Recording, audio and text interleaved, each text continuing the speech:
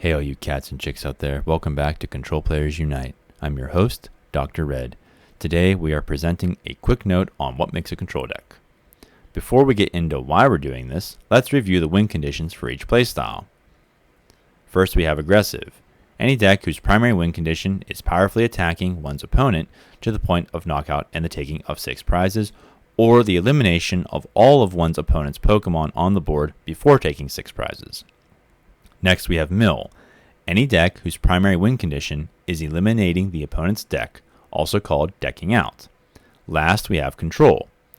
Any deck whose primary win condition is neither of the above, rather to force the opponent into concession due to an exhaustion and or frustration of resources, that is to say, they run out or cannot use them. There's also aggro control, wherein the win conditions are a combination of aggressive and control style play. So, why are we doing this? To establish that a few disruption cards in a deck does not make for control. Of course, card games are socially constructed, so you could easily challenge me on that. I've noticed that for at least a little while now, anything passes as a control deck when stacked with even a moderate amount of control cards, especially trainers. They could be control, but it seems a bit of an overstatement. We can do better. And why does this matter, ladies and gentlemen? Because in life, as in Pokemon, we need standards. One cannot say whatever one wants whenever one pleases. For example, a digital camera is not a trading card game.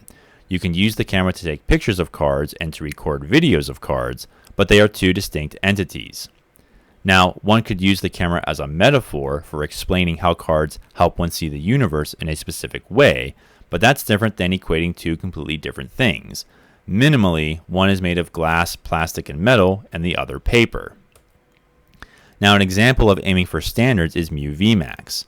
When Mew VMax first released, it was paired with its Fusion Strike supporter, Genesect V, whose Fusion Strike system ability allowed you to draw as many cards into your hand as you have Fusion Strike Pokemon in play, which means up to 6 cards. After a while, players included Path to the Peak to shut off their own Genesect's ability and play Judge to disrupt the opponent's hand, because at this point the Mew player would have his or her desired board state. Path to the Peak shuts off abilities in Rulebox Pokemon. Judge forces both players to shuffle their hands into their deck and draw 4 cards. Later builds, like that of Rowan Stavenow from Canada, also saw the addition of Grabber, which allows you to look at your opponent's hand and put a Pokemon you find there on the bottom of their deck, and Luxray V for further disruption. Luxray V has the Fang Snipe attack that allows you to view your opponent's hand and discard any trainer you find there.